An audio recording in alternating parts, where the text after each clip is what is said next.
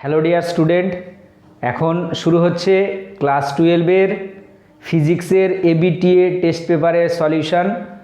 তোমরা ভিডিওটা শুরু থেকে শেষ পর্যন্ত মনোযোগ দিয়ে দেখবে এবং প্রত্যেকটা কোশ্চেনের অ্যান্সার আমি যখন ক্যালকুলেশন করব বা লিখব তোমরা খাতায় লিখে নেবে। আর যদি কেউ আমার চ্যানেলে নতুন হও তাহলে অবশ্যই চ্যানেলটাকে সাবস্ক্রাইব করে রাখবে, কারণ এখানে নিয়মিত তোমার ABTA test paper solution, Ray and Martyn question bank solution, তারপরে ক্লাস 11-12-এর যে থিওরি ক্লাস সেগুলো আপলোড করা হবে। ঠিক আছে, আজকের এই ভিডিওতে যে 3 নম্বরের কোশ্চেনগুলো আছে, পেজ নাম্বার এটা হচ্ছে 2, সেই পেজ নাম্বার 2-এ 3 নম্বরের যে কোশ্চেনগুলো আছে, মানে 2 এবং 3 দুটো পেজেই 3 নম্বরের কোশ্চেন আছে। এই কোশ্চেনগুলো নিয়ে আলোচনা করব। তাহলে দেখো, প্রথম যে কোশ্চেনটা আছে, স্থির তড়িতের ক্ষেত্রে গাউসের উপপাদ্যটি বিবৃত করো। তাহলে গাউসের যে উপপাদ্য সেটাকে লিখতে হবে। তাহলে গাউসের উপপাদ্যটা কি? কোনো বদ্ধ তলের মধ্য দিয়ে অতিক্রান্ত মোট তড়িৎ ফ্লাক্স ওই তলের অভ্যন্তরে যে তড়িতাধান তার 1/ε গুণ। তাহলে দেখো, গাউসের যে উপপাদ্য তার যে বিবৃতি, কোনো তলের মধ্যে দিয়ে বা তলের মধ্য দিয়ে অতিক্রান্ত মোট তড়িৎ ফ্লাক্স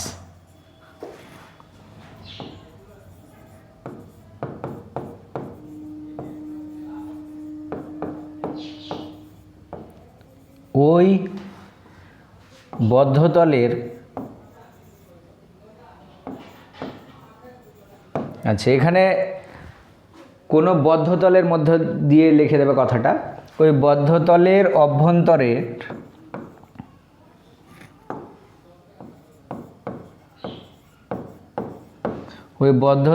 অভ্যন্তরে অবস্থিত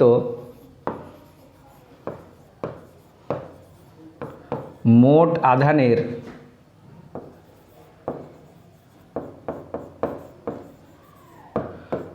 1/ε গুণ। এটা হচ্ছে গাউসের উপপাদ্য, তার বিবৃতি। এবার লিখবে অর্থাৎ, যেটা লিখে দেবে ক্লোজ ইন্টিগ্রেশন অফ E.ds এটা সমান হয় Q/ε। এটা হচ্ছে গাউসের উপপাদ্যের ম্যাথামেটিক্যাল ইকুয়েশন। ঠিক আছে, কোনো বদ্ধতলের মধ্য দিয়ে অতিক্রান্ত মোট তড়িৎ ফ্লাক্স ওই বদ্ধতলের অভ্যন্তরে অবস্থিত মোট আধানের 1/ε গুণ। আচ্ছা, তারপরে দেখো একটা অ্যাপ্লিকেশন দিয়েছে, এই উপপাদ্য প্রয়োগ করে সুষমভাবে আহিত কোনো দীর্ঘ ঋজু তারের নিকটস্থ কোনো বিন্দুতে তড়িৎ প্রাবল্য নির্ণয় করো। তাহলে দেখো, একটা দীর্ঘ ঋজু পরিবাহী, ঠিক আছে, তার মধ্য দিয়ে এবার তাতে কি আছে, আধান আছে। তাহলে তার জন্যে একটা নির্দিষ্ট দূরত্বে তড়িৎ ক্ষেত্র প্রাবল্য বা তড়িৎ প্রাবল্যকে নির্ণয় করতে হবে। তাহলে দেখো, এটা আমরা কিভাবে করছি। তাহলে প্রথমে আমরা একটা দীর্ঘ ঋজু তার ধরে নিই। তাহলে এখানে দেখো একটা দীর্ঘ ঋজু তার, অনেকটাই বড়। এবার এটা যেহেতু তার, তাহলে এখানে এর একটা কি থাকবে, তোমার আধান ঘনত্ব থাকবে। যেহেতু একটা রেখা, তাহলে এর ক্ষেত্রে যেটা আসবে তোমার লাইন ডেনসিটি অফ চার্জ বা আধানের রৈখিক ঘনত্ব। লাইন ডেনসিটি অফ চার্জ বা আধানের রৈখিক ঘনত্ব কাকে বলে? কোনো একটা তারের বা কোনো একটা দৈর্ঘ্যের একক দৈর্ঘ্যে যে পরিমাণে কি আধান থাকে বা চার্জ পার ইউনিট লেন্থ, সেটাকে বলা হয় কি তোমার লাইন ডেনসিটি অফ চার্জ বা আধানের রৈখিক ঘনত্ব। তাহলে এখানে আমরা একটা ঋজু পরিবাহী তার ধরে নিচ্ছি, এটাতে ধরো আধান আছে, আমরা ধরে নিচ্ছি কি প্লাস বা মাইনাস যে কোনো আধান হতে পারে। তাহলে এটা একটা আধানযুক্ত ঋজু পরিবাহী তার, এর মধ্যে কি আছে, আধান আছে ধরে না। তাহলে এই তারটা থেকে এক্স দূরে একটা বিন্দু, যেটা আমরা ধরে নিচ্ছি পি। ঠিক আছে, তাহলে এখানে এইভাবে লিখতে হবে যে ধরি একটি ঋজু তার, সেই তারটা থেকে এক্স দূরে একটা বিন্দু পি বিন্দুতে তড়িৎ ক্ষেত্র প্রাবল্য নির্ণয় করতে হবে। এবার এটা কিভাবে আমরা ক্যালকুলেশন করব, সেটা হচ্ছে গাউসের উপপাদ্য যেটা আমরা পড়লাম বা পড়েছি সেটা থেকেই ক্যালকুলেশন করতে হবে। তাহলে এই এক্সটাকে ব্যাসার্ধ করে এরকম একটা আমরা কি চোঙ কল্পনা করে নিলাম। এটা একটা কি চোঙ, দেখো। তাহলে এক্সটাকে ব্যাসার্ধ করে এরকম আমরা একটা চোঙ বা সিলিন্ডারকে কি কল্পনা করে নিলাম। হলো এই যে সিলিন্ডার, সেই সিলিন্ডারের যে লেন্থ, সেই লেন্থটাকে আমরা ধরে নিচ্ছি কত, এল। তাহলে ধরি এক্স ব্যাসার্ধের ও এল দৈর্ঘ্যের একটা গাউসীয় চোঙাকৃতির তল কল্পনা করা হলো। চোঙাকৃতি বা সিলিন্ড্রিক্যাল একটা কি সারফেস, যেটাকে বলা হচ্ছে গসিয়ান সারফেস বা গাউসীয় তল। ঠিক আছে, এইবার এখানে দেখো এই যে তোমার চোঙ যেটা বা সিলিন্ডার নিয়েছে তার যে লেন্থ, সেই লেন্থটা হচ্ছে কি এল। তাহলে দেখো এখানে একক দৈর্ঘ্যের যে আধান, একক দৈর্ঘ্যের আধান বা চার্জ পার ইউনিট লেন্থ, এটা সমান কত, ল্যামডা। তাহলে একক দৈর্ঘ্যের আধান যদি ল্যামডা হয়, তাহলে এল দৈর্ঘ্যের আধান কি হবে? তাহলে দেখো অতএব এল দৈর্ঘ্যের আধান এটা সমান ল্যামডা ইন্টু কত, এল, তাই তো? এইবার এখানে দেখো যদি এটা প্লাস চার্জ হয়, তাহলে এটা থেকে বলরেখা কী হবে, চারিদিকে নির্গত হবে। দেখো এখানে এই যে চোঙ, সেই চোঙটা দুই রকম তল আছে। এখানে একটা তল বৃত্তাকার তল, আর নিচে একটা তল আছে বৃত্তাকার তল। আর আরেকটা যেটা আছে সেটা হচ্ছে কার্ভ সারফেস বা বক্রতল। দেখো আমরা জানি যে তড়িৎ ফ্লাক্স ফাই এটা সমান কি হয়, ই ডট এস, অর্থাৎ ফ্লাক্স আর ই তাদের মধ্যে কি মানে ক্ষেত্রফল আর ই এর মধ্যে ডট প্রোডাক্টটা হচ্ছে তড়িৎ ফ্লাক্স, ই ডট ডিএস। এবার এটাকে ভাঙলে কি হয়, ইডিএস কস থিটা। আমরা জানি যে ক্ষেত্রফলকে ফিজিক্সে কি একটা ভেক্টর রাশি হিসেবে কি কল্পনা করা হয়, সেই ক্ষেত্রফলের অভিমুখ কোন দিকে হয়, তলের সঙ্গে লম্বভাবে।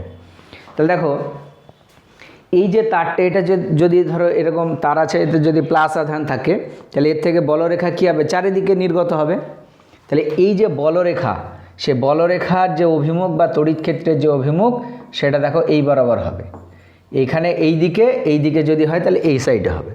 কিন্তু এই যে বৃত্তাকার তল, তাহলে বৃত্তাকার তল যেটা, তার যদি তুমি অভিমুখ দেখো তলের সঙ্গে কি উপরের দিকে। তাহলে এখানে একটা জিনিস তুমি ভালো করে লক্ষ্য করো, যে বৃত্তাকার তল দুটো আছে, সেই তলের সঙ্গে তড়িৎ ক্ষেত্র যেটা, সেটা পারপেন্ডিকুলার বা লম্বভাবে অবস্থান করছে। আর আমরা জানি কোনো একটা তলের সঙ্গে যদি কোনো এক তড়িৎ ক্ষেত্র লম্বভাবে বা পারপেন্ডিকুলারভাবে থাকে, তাহলে তার জন্যে কোনো রকমের তড়িৎ ফ্লাক্স থাকে না। তাহলে এখানে তড়িৎ ফ্লাক্স থাকবে কোনটার জন্যে, সেটা যে বক্রতলের জন্যে। তাহলে এইভাবে লিখতে হবে, এই চোঙাকৃতি বা সিলিন্ড্রিক্যাল সারফেসের বৃত্তাকার বা সার্কুলার যে সারফেস আছে, তার জন্যে তড়িৎ ফ্লাক্সের ভ্যালু 0 হবে। শুধুমাত্র বক্রতল বা কার্ভ সারফেস যেটা, তার জন্যেই কী হবে, তোমার তড়িৎ ফ্লাক্সটা থাকবে। এবার এখানে এইভাবে লিখবে যে ধরি একটি ঋজু পরিবাহী, তার একক দৈর্ঘ্যের আধান ল্যামডা, ঠিক আছে। ওই তারটা থেকে এক্স দূরে একটা বিন্দু পি নেওয়া হলো, পি বিন্দুতে তড়িৎ ক্ষেত্র প্রাবল্য নির্ণয় করতে হবে। মানে ছবিতে যেটা করবে সেটা তোমরা নিজের ভাষায় লিখবে, ঠিক আছে। এক্সটাকে ব্যাসার্ধ করে এল দৈর্ঘ্যের একটি গাউসীয় সারফেস বা গাউসীয় তল বা একটা চোঙ কল্পনা করা হলো। তাহলে এই চোঙের দুটো বৃত্তাকার তলের মধ্য দিয়ে অতিক্রান্ত তড়িৎ ফ্লাক্স 0 হবে, কারণ ওই তলের সাপেক্ষে তড়িৎ ক্ষেত্র সমান্তরালভাবে অবস্থিত। তড়িৎ ক্ষেত্রটা তলের সঙ্গে সমান্তরাল, আর তলটার অভিমুখ কি, তলের সঙ্গে লম্বভাবে।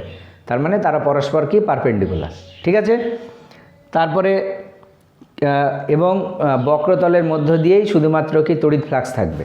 এবার লিখতে হবে অতএব পি বিন্দুতে তড়িৎ flux close integration of E dot dS, এটা সমান কি হবে, ওই তলের অভ্যন্তরে যে চার্জটা আছে, এই যে তল, এর ভিতরে যে চার্জটা আছে সেটা কত, সেটা দেখো ল্যামডা ইন্টু এল, কারণ এল দৈর্ঘ্যের মোটা আধান কত হবে, ল্যামডা ইন্টু এল বাই নিচে কত এপসাইলন।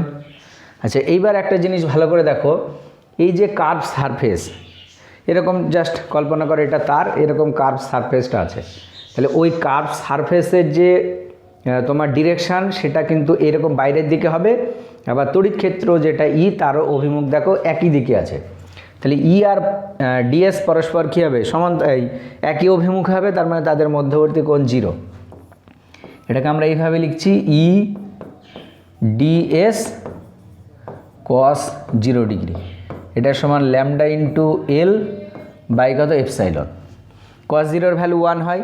আর এই যে কার্ভ সারফেসটা দেখো, তোমার এই তারটা থেকে কার্ভ সারফেসের পরিধির উপরে অবস্থিত বা তলের উপর বা সারফেসের উপর অবস্থিত প্রত্যেকটা বিন্দু তার থেকে কি একই দূরে আছে। তাহলে যেহেতু একই দূরে আছে, তাহলে প্রত্যেকটা বিন্দুতে ইলেকট্রিক ফিল্ড যেটা সেটা কনস্ট্যান্ট হবে, আর কনস্ট্যান্ট ইন্টিগ্রেশনের মধ্যে থাকলে সেটা বাইরে চলে আসে। তাহলে দেখো ক্লোজ ইন্টিগ্রেশন অফ ডিএস, আর কস 0-র ভ্যালু 1 হয়, এটা সমান ল্যামডা ইন্টু এল বাই কত এপসাইলন। এবার দেখো ক্লোজ ইন্টিগ্রেশন ডিএস মানে কি টোটাল কার্ভ সারফেসটার এরিয়া বা ক্ষেত্রফল। তাহলে এটা দেখো ই ইন্টু একটা চোঙের বক্রতল বা কার্ভ সারফেসের ফর্মুলা হচ্ছে 2 পাই আর এল। এখানে যেহেতু ব্যাসার্ধটা আমরা এক্স ধরেছি বা রেডিয়াসটা এক্স ধরেছি, তাহলে এক্স ইন্টু এল এটার সমান ল্যামডা ইন্টু এল বাই কত এপসাইলন।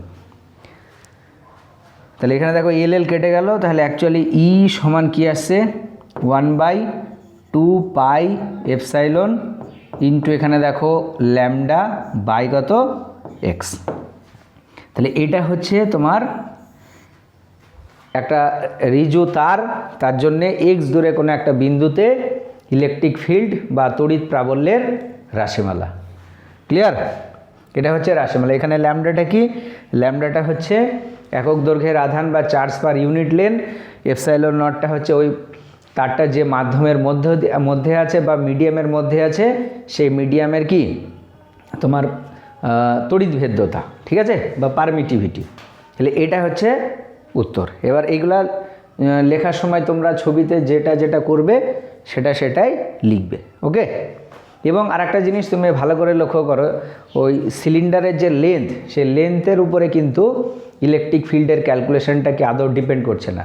তার মানে এই সিলিন্ডার তুমি যত বড়ই নাও না কেন কোনো রকমের প্রবলেম কিন্তু হবে না। এবার আমরা নেক্সট যে কোশ্চেনটা আছে সেটাই চলে যাব। দেখো, আচ্ছা এখানে আছে কোশ্চেন, দেখো কথবাতে সমবিভব তল কি। তাহলে সমবিভব তল হচ্ছে তড়িৎ ক্ষেত্রের মধ্যে অবস্থিত যে তলের প্রত্যেকটা বিন্দুতে বিভবের মান সমান, ঠিক আছে। তাহলে ইলেকট্রিক ফিল্ড বা তড়িৎ ক্ষেত্রের মধ্যে অবস্থিত কোনো একটা সারফেস বা কোনো একটা তলের প্রত্যেকটা বিন্দুতে যদি বিভবের মান সমান হয়, তাহলে তখন সেটাকে বলা হয় কি ইকুইপোটেনশিয়াল সারফেস বা সমবিভব তল। ক্লিয়ার? তাহলে এই সংজ্ঞাটা আশা করছি তোমরা সবাই পারবে বা লিখে নাও শুনে শুনে। আচ্ছা, তারপরে বলেছে দেখাও যে তড়িৎ ক্ষেত্র সর্বদা সমবিভব তলে লম্ব অভিমুখী। এরপরে যে কথাটা আছে সেটা লম্ব অভিমুখী। তাহলে এইবার আমরা প্রমাণ করব যে সমবিভব তল সবসময় তড়িৎ ক্ষেত্রের সঙ্গে কিভাবে থাকবে, বা তড়িৎ ক্ষেত্র সমবিভব তলের উপরে কিভাবে থাকবে, লম্বভাবে থাকবে। এবার এটা আমরা কি করব, প্রুভ করব। দেখো, তাহলে আমরা একটা এরকম ইকুইপোটেনশিয়াল সারফেস বা সমবিভব তল ধরে নিচ্ছি। তাহলে এস, এটাকে আমরা ধরে নিচ্ছি এস একটা ইকুইপোটেনশিয়াল সারফেস। তাহলে এইভাবে লিখবে, ধরি এস হলো একটি সমবিভব তল, এই সমবিভব তলের উপরে অবস্থিত খুব কাছাকাছি দুটো বিন্দু এ এবং বি। এটা লিখবে তোমরা, যেটা বলছি সেটা লেখো। আর ধরি ওই সমবিভব তলের সঙ্গে তড়িৎ ক্ষেত্র ই থিটা কোণ করে অবস্থান করছে। তাহলে আমরা ধরে নিচ্ছি যে তড়িৎ ক্ষেত্র প্রাবল্য যেটা সেটা সমবিভব তল বা ইকুইপোটেনশিয়াল সারফেস তার সঙ্গে কি পারপেন্ডিকুলার বা লম্বভাবে নেই, ধরে নিচ্ছি কত থিটা কোণে আছে। এবার থিটা অ্যাঙ্গেলটাকে যদি আমরা 90 ডিগ্রি প্রুভ করতে পারি, তাহলে এটা প্রমাণ হয়ে যাবে যে সমবিভব তল তড়িৎ ক্ষেত্রের সঙ্গে লম্বভাবে থাকে। এবার এইবার এখানে দেখো ই যেটা, ইটা হচ্ছে কি ভেক্টর কোয়ান্টিটি। তাহলে ই এর এই এবি বরাবর কী হবে, একটা কম্পোনেন্ট থাকবে। তাহলে এবি বরাবর যে কম্পোনেন্ট সেটা হচ্ছে ই কস থিটা। তাহলে তড়িৎ ক্ষেত্র প্রাবল্য ই এর এবি বরাবর উপাংশ ই কস থিটা, ঠিক আছে। এবার দেখো এই যে সারফেস এস, এটা কি ইকুইপোটেনশিয়াল সারফেস বা সমবিভব তল।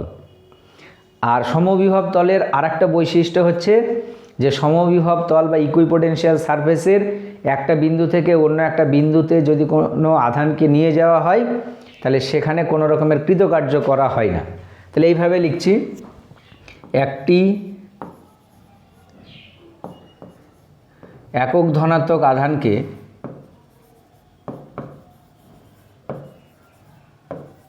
বা ইউনিট পজিটিভ চার্জকে যদি আমরা নিয়ে যাই, একক ধনাত্মক আধানকে এ থেকে বিতে নিয়ে যেতে কৃতকার্য বা ওয়ার্ক ডান। দেখো কৃতকার্য এটা সমান হচ্ছে বল ইন্টু সরণ। তাহলে এখানে দেখো বল যেটা কাজ করছে সেটা কত, ই কস থিটা। তড়িৎ ক্ষেত্র প্রাবল্য কি, ওয়ান টাইপ অফ ফোর্স। তাহলে ই কস থিটা, আর সরণ যেটা হয়েছে সেই সরণটা কত, এবি। তাহলে একটা একক ধনাত্মক আধানকে এ থেকে বিতে নিয়ে যেতে কৃতকার্য কোনটা, এইটা।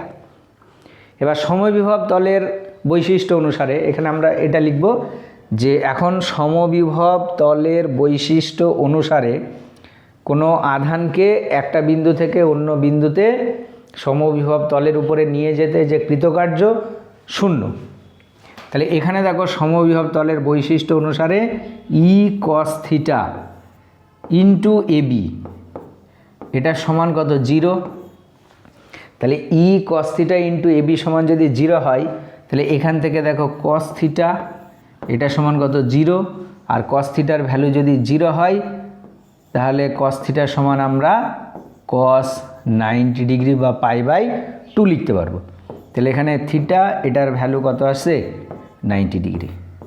তাহলে আমরা ধরে নিয়েছিলাম যে তড়িৎ ক্ষেত্র সমবিভব তলের সঙ্গে লম্বভাবে না, কিন্তু আমরা এখানে থিটার যে ভ্যালু সেটা ক্যালকুলেশন করে দেখতে পাচ্ছি আলটিমেট কত আসছে, 90 ডিগ্রি। অর্থাৎ তড়িৎ ক্ষেত্র সমবিভব তলের উপরে কিভাবে থাকবে, লম্বভাবেই থাকবে। আশা করছি বুঝতে পেরেছো। এবার আমরা নেক্সট যে কোশ্চেন আছে সেটাই চলে যাব। দেখো,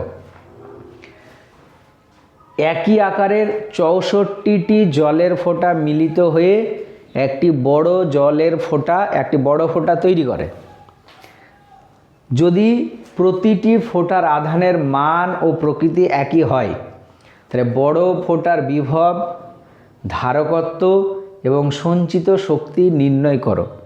ভেরি ভেরি বা মোস্ট ইম্পর্ট্যান্ট একটা কোশ্চেন, খুবই গুরুত্বপূর্ণ একটা কোশ্চেন। তাহলে 64টি জলের কণা বা ওয়াটার ড্রপ যুক্ত হয়ে কি একটা বড় তৈরি হলো।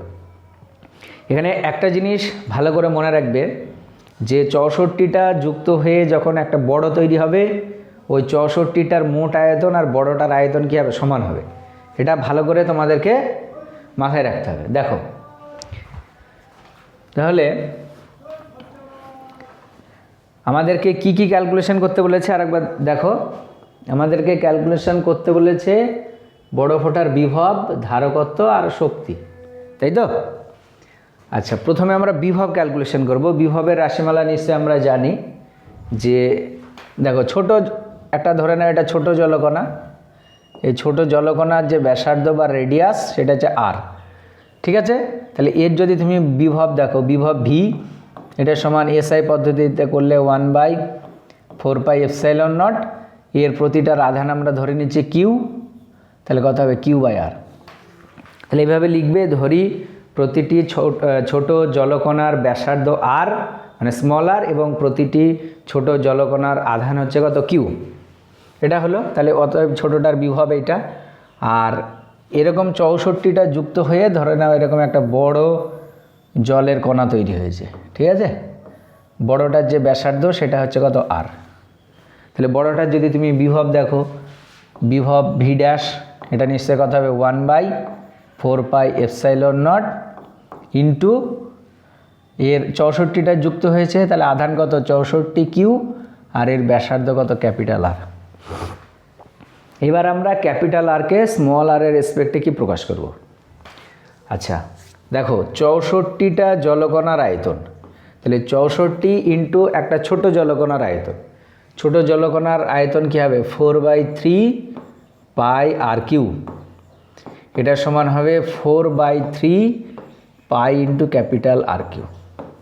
64টা ছোট জলকণার আয়তন বড়টার আয়তনের সঙ্গে কি ইকুয়াল হয়ে গেল, তাহলে 4/3 পাই 4/3 পাই কেটে গেল। তাহলে এখানে আমরা জানি 64 মানে কতর কিউ হয়, 4-এর কিউ হয়, তাহলে এটা 4r, এটা সমান ক্যাপিটাল আর হয়ে গেল, তাই তো। তাহলে 64টা যুক্ত হয়ে যে বড় জলকণাটা তৈরি হলো তার ব্যাসার্ধ ক্যাপিটাল আর, এটা সমান কি 4 ইন্টু ছোটোটার ব্যাসার্ধ।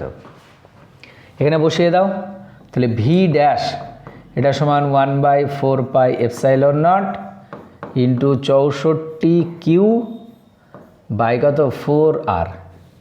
তাহলে এটা দেখো কাটলে কত 16, তাহলে 16 আর বাকি যেটা পড়ে থাকছে সেটা দেখো ভি, তাহলে 16 ভি। তাহলে বড় জলকণার বিভব হবে ছোটোটার বিভবের কত গুণ 16 গুণ, তাহলে বিভব হলো। আর একটা কী ক্যালকুলেশন করতে বলেছে ধারকত্ব। ছোটোটার ধারকত্ব যদি আমরা সি ধরি, সি সমান আমরা কি জানি কিউ বাই ভি, তাহলে ছোটোটার দেখো বিভব যদি ভি হয় তার ধারকত্ব সি, এটা সমান কিউ বাই ভি। বড়টার ধারকত্ব ক্যালকুলেশন করব, তাহলে বড়টার ধারকত্ব সি ড্যাশ ধরে নিচ্ছি, তাহলে বড়টার মোট আধান কত 64 ইন্টু কিউ বাই কি বড়টার বিভব ভি ড্যাশ। এবার ভি ড্যাশের ভ্যালুটা বসিয়ে দেবো, তাহলে দেখো 64 কিউ আর ভি ড্যাশের জায়গায় কত 16 ভি, তাহলে সি ড্যাশের যে ভ্যালু সেটা কত আসছে 4 16 64, তাহলে 4 আর কিউ বাই ভি এর ভ্যালু দেখো এখানে কত আছে সি আছে, তাহলে সি হয়ে গেল। তাহলে বড়টার ধারকত্ব ছোটোটার ধারকত্বের কত গুণ 4 গুণ। আর একটা কী বলেছে সঞ্চিত শক্তি, তাহলে এর সঞ্চিত শক্তি যদি ই হয় তাহলে ই এর ফর্মুলা হচ্ছে হাফ সি ভি স্কোয়ার, এটা হচ্ছে সঞ্চিত শক্তি রাশিমালা। তাহলে 3 নম্বর হচ্ছে সঞ্চিত শক্তি, তাহলে এটা ই ড্যাশ ধরে নিচ্ছি, তাহলে হাফ এটা হয়ে গেল সি ড্যাশ আর এটা ভি ড্যাশ তার স্কোয়ার। এবার আমরা বসিয়ে দেব, তাহলে দেখো হাফ থাকলো, সি ড্যাশের ভ্যালু আমরা অলরেডি পেয়ে গেছি কত 4 ইন্টু সি, আর ভি ড্যাশের ভ্যালু কত পেয়েছি এইটা, তাই তো। ভি ড্যাশের ভ্যালু 16 ভি, তাহলে এখানে 16 তার স্কোয়ার ইন্টু কত ভি স্কোয়ার, তাহলে এখানে দেখো 1/2 সি ভি স্কোয়ার, আর এখানে দেখো 4 ইন্টু 16 তার স্কোয়ার, তাহলে এটা গুণ করবে দিয়ে এটা 4 ইন্টু 16 স্কোয়ার ইন্টু এটা দেখো ই, তাহলে এটাই হবে সঞ্চিত কি শক্তি রাশিমালা। তাহলে এই হচ্ছে অ্যান্সার। এটা গুণটা করবে ক্যালকুলেশনে, এটা তোমাদের দায়িত্ব, এটা ক্যালকুলেশন করে যেটা আসবে সেটাই হবে অ্যান্সার। আশা করছি বুঝতে পেরেছো। এই কনসেপ্টটা ভালো করে মনে রাখতে হবে তোমাদেরকে। আচ্ছা, নেক্সট যে কোশ্চেনটা আছে এবার দেখো, একটি সমান্তরাল পাত বায়ুধারকে সঞ্চিত শক্তি রাশিমালাটি প্রতিষ্ঠা করো। ঠিক আছে, কে পরাবৈদ্যুতিক পদার্থ দিয়ে বায়ুকে স্থাপিত করলে ধারকটির মোট শক্তির কি পরিবর্তন ঘটে। তাহলে একটা সমান্তরাল পাত ধারক প্রথমে কি দ্বারা পূর্ণ আছে, বায়ু দ্বারা, তারপরে ওকে কে পরাবৈদ্যুতিক ধ্রুবক বিশিষ্ট মাধ্যম ওর মধ্যে প্রবেশ করানো হলো, তাহলে শক্তির কি পরিবর্তন হবে সেটা আমরা ক্যালকুলেশন করব। তাহলে দেখো প্রথমে কি আছে, বায়ু আছে। আমরা জানি যে সমান্তরাল পাত ধারকের যে ধারকত্ব সি, এটা সমান হয় K epsilon not alpha by D, যেখানে কেটা হচ্ছে ওর মধ্যে যে মাধ্যমটা আছে সে মাধ্যমটার তড়িৎভেদ্যতা, তড়িৎভেদ্যতা না, পরাবৈদ্যুতিক ধ্রুবক বা ডাই ইলেকট্রিক কনস্ট্যান্ট। আর এপসাইলন নটটা হচ্ছে কি শূন্য মাধ্যম বা বায়ু মাধ্যমের তড়িৎভেদ্যতা। আলফাটা কি ওই পাতের ক্ষেত্রফল, আর ডিটা হচ্ছে পাত দুটোর মধ্যে দূরত্ব। তাহলে দেখো ফার্স্ট যে কেসটা, এটা একটা পাত, এটা একটা পাত, এটাতে যদি ধরো প্লাস আধান থাকে আর এটাতে তখন কী হবে মাইনাস আধান থাকবে। এটাতে তুমি ধরে নাও প্লাস কিউ আধান আছে, এটাতে কি মাইনাস কিউ আধান আছে, আর এদের মধ্যবর্তী যে দূরত্ব সেই দূরত্বটা ডি। প্রথমে ধরো বায়ু মাধ্যম আছে, তাহলে বায়ু মাধ্যমের ক্ষেত্রে কে এর ভ্যালু কত হয় 1 হয়। তাহলে ফার্স্ট কেসটার ক্ষেত্রে ধারকত্ব যদি আমরা C1 ধরে নিই বা সি ধরে নাও, তাহলে সি সমান হবে কে এর ভ্যালু 1 বসাও, তাহলে এপসাইলন নট আলফা বাই কত ডি। তাহলে সঞ্চিত শক্তি কত হবে, তাহলে সঞ্চিত শক্তি যদি আমরা দেখি, সঞ্চিত শক্তি ইউ বা ই যে কোনোর দ্বারা প্রকাশ করলে হবে ইউ এর রাশিমালা কি জানি হাফ সি ভি স্কোয়ার। তাহলে এটা 1/2, এটা সি ভি স্কোয়ার, ঠিক আছে।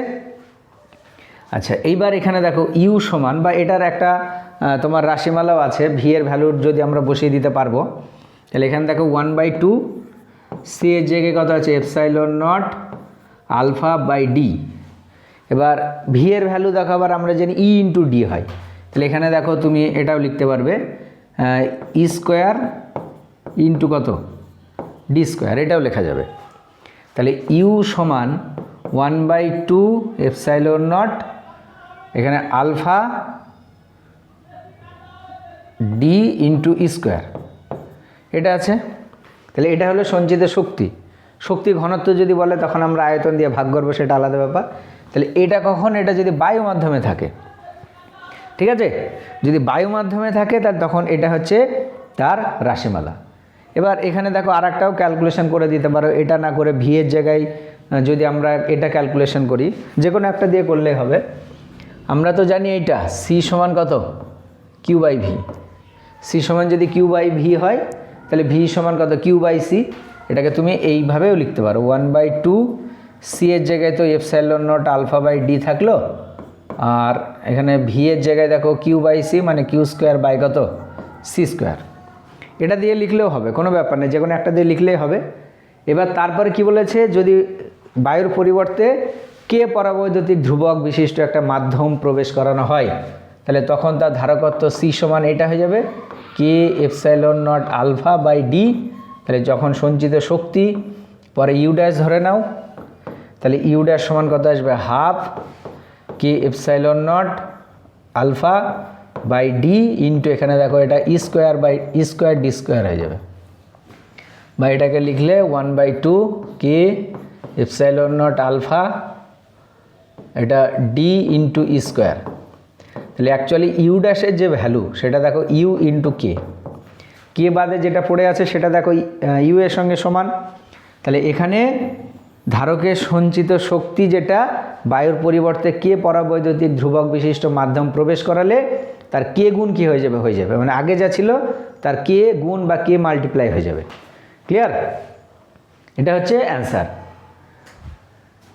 আচ্ছা নেক্সট যে কোশ্চেনটা আছে, গড় ব্যাসার্ধ আর এবং এন পাক সংখ্যা বিশিষ্ট একটি টরয়েডের মধ্য দিয়ে আই তড়িৎ প্রবাহিত হচ্ছে, টরয়েডের অক্ষস্থিত কোনো বিন্দুতে চৌম্বক ক্ষেত্র বের করো। আচ্ছা টরয়েডের চৌম্বক ক্ষেত্রের রাশিমালা ক্যালকুলেশন করতে বলেছে। তাহলে টরয়েডের যে চৌম্বক ক্ষেত্র সেটা ক্যালকুলেশন করব। টরয়েড মানে কীরকম, মানে একটা সলিনয়েড, তাকে যদি আমরা দুটো প্রান্ত যুক্ত করে দিই তাহলে যেটা পাবো সেটা হচ্ছে টরয়েড। এরকম হচ্ছে টরয়েড, ধরো এটা হচ্ছে টরয়েডের এইরকম ধরো একটা কি থাকবে অংশ থাকবে, এটা টরয়েডের সেন্টার, এটা তুমি ধরে নাও টরয়েডের কি ব্যাসার্ধ বা রেডিয়াস আর। তাহলে এর মধ্যে দিয়ে যদি কারেন্ট যায় তাহলে তখন এর ভিতরে কি হবে, একটা চৌম্বক ক্ষেত্র সৃষ্টি হবে। তুমি ধরে নাও টরয়েডের মোট পাক সংখ্যা কত এন। দেখো টরয়েডের পরিধি বা পেরিমিটার যদি আমরা ক্যালকুলেশন করি, পরিধি এটা সমান কত 2πr, আর মোট পাক সংখ্যা বা টোটাল টার্ন যদি আমরা দেখি, ঠিক আছে, মোট পাক সংখ্যা এটা সমান কত এন। তাহলে এখানে 2πr এ পাক সংখ্যা কোনটা, এইটা 2πr পরিধিতে পাক সংখ্যা এন, তাহলে একক পরিধিতে পাক সংখ্যা কত হবে n/2πr, ঠিক আছে, এটাকে স্মল এন দ্বারা প্রকাশ করা হয়। হলো, আমরা সলিনয়েড টরয়েডের ক্ষেত্রে গিয়ে চৌম্বক ক্ষেত্র ক্যালকুলেশন করব। তাহলে এখানে যদি আমরা একটা ছোট্ট অংশ ধরে নিই, সেই ছোট্ট অংশ একটা ধরে নিলাম ডিএল, তাহলে সেই ডিএল অংশের জন্যে একটা চৌম্বক ক্ষেত্র থাকবে, যে টোটালটার জন্য আমরা অ্যাম্পিয়ারের সার্কিটাল ল বা অ্যাম্পিয়ারের চক্রীয় সূত্রকে অ্যাপ্লাই করব। এটা ছিল বি ডট ডিএল, তাই তো, line integration B dot dl, এটা সমান কি ছিল, mu not into n into I, এটা ছিল। এবার দেখো টরয়েডের অক্ষের মধ্যে প্রত্যেকটা বিন্দুতে বি এর ভ্যালু কী হবে, সেম হবে, বা এটাকে দেখো বি আর এটাকে ভাঙলে বিডিএল কী হবে, কস 0, কারণ টরয়েড বা সলিনয়েড যাই হোক না কেন, ভিতরের প্রত্যেকটা বিন্দুতে এই ডিএল আর চৌম্বকক্ষেত্র বি তার অভিমুখী একই দিকে হবে। ওই যে কর্ক স্ক্রু যে রুলসটা আছে, সেই রুলস যদি আমরা বসাই তাহলে সেখান থেকে চলে আসবে। এবার প্রত্যেকটা বিন্দুতে বি এর ভ্যালু সেম, মানে ওটা ধ্রুবক, তাহলে ওটাকে যদি বাইরে বার করে দিই, ইন্টিগ্রেশন অফ কত, ডিএল, তাহলে এটা সমান দেখো mu not into n into কত আই, তাহলে বি থাকলো, টোটাল ডিএল মানে টরয়েডের দেখো পরিধি 2πr, এটা সমান mu not n into I, তাহলে বি সমান দেখো mu not into n by 2πr into কত আর, তাহলে এখান থেকে দেখো বি সমান mu not into small n into I. এটা হচ্ছে টরয়েডের চৌম্বক ক্ষেত্রের রাশিমালা, খুবই গুরুত্বপূর্ণ এই বছরের জন্য, ভালো করে প্র্যাকটিস করবে। আচ্ছা, নেক্সট যে কোশ্চেনটা আছে দেখো,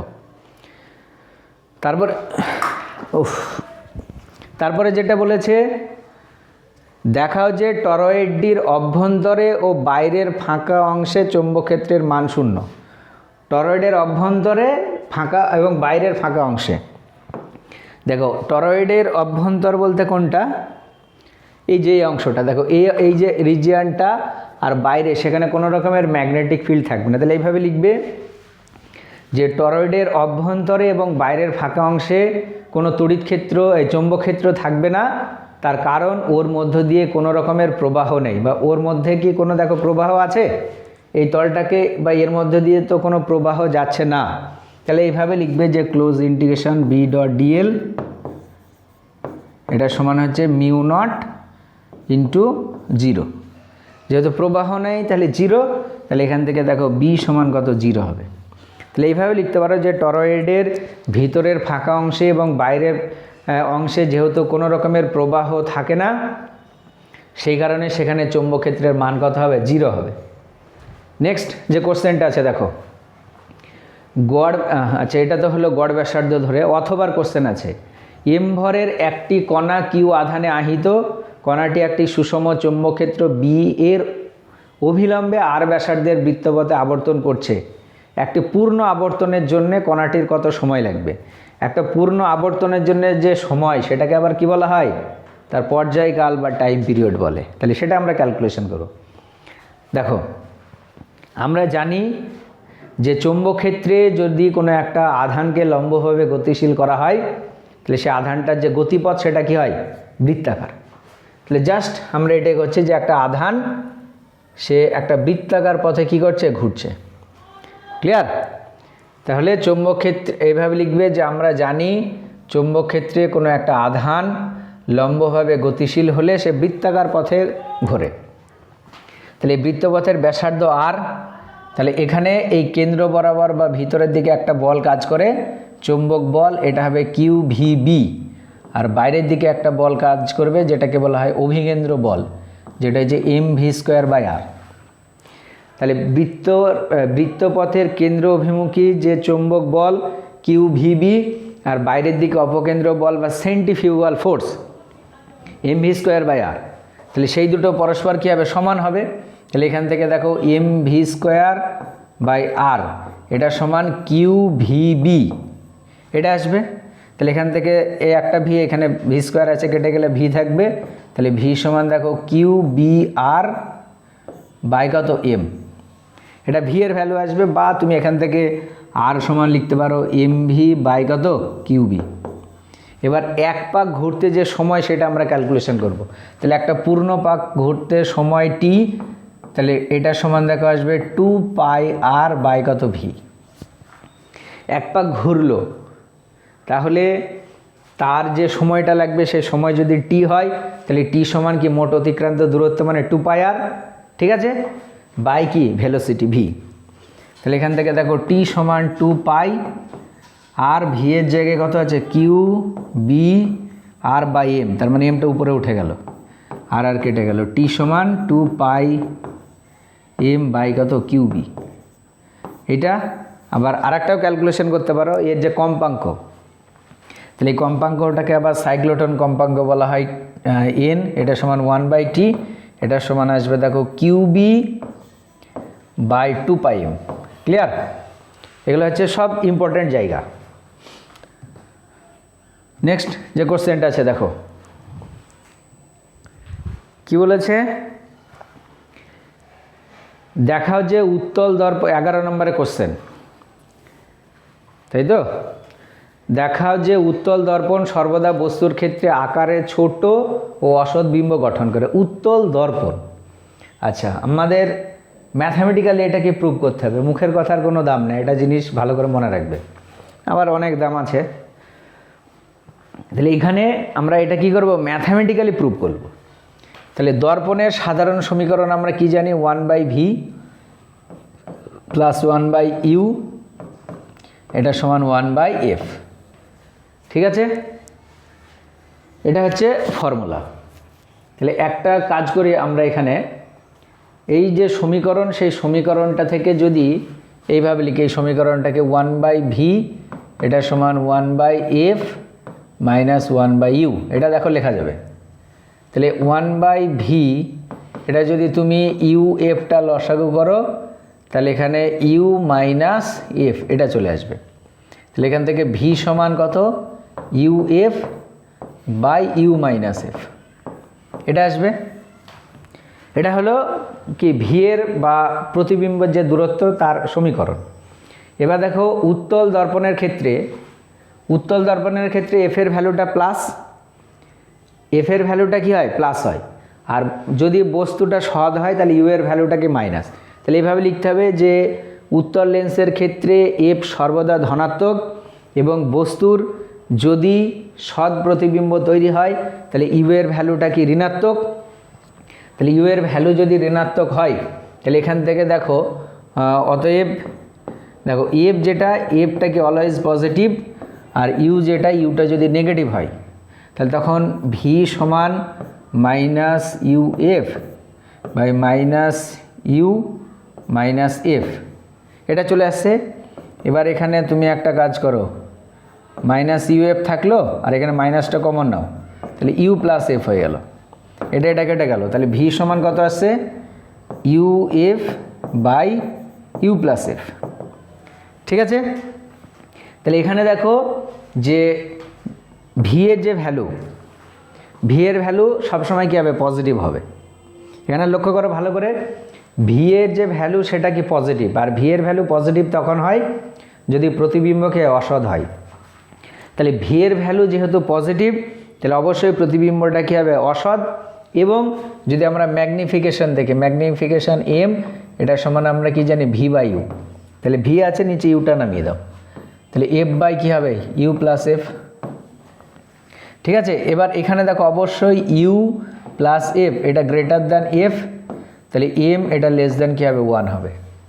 তাহলে এম এর ভ্যালু যেহেতু লেস দ্যান 1 হচ্ছে তাহলে প্রতিবিম্ব যেটা তৈরি হবে তাহলে সেটা অবশ্যই বস্তুর তুলনায় আকারে কী হবে, ছোট হবে। আমরা জানি এম এর ভ্যালু যদি 1 হয় তাহলে ম্যাগনিফিকেশনের মানে বস্তুর আকার প্রতিবিম্বের আকারের থেকে বড় বা প্রতিবিম্বটা বস্তুর থেকে কী হয়, ছোট হয়। ক্লিয়ার?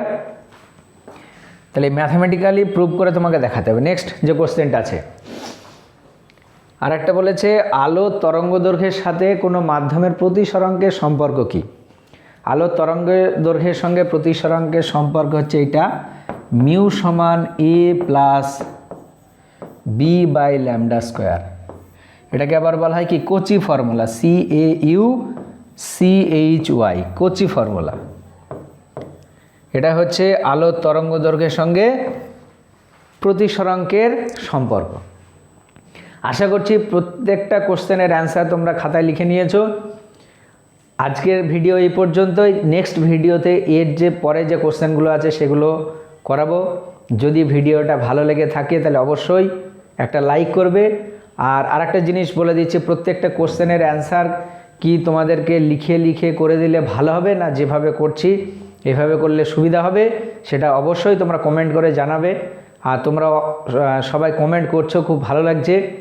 তাহলে এরকম কমেন্ট করবে আর ভিডিওগুলা দেখবে এবং তোমাদের যে বন্ধু আছে তাদেরকে কি করবে, শেয়ার করে দেবে। ঠিক আছে।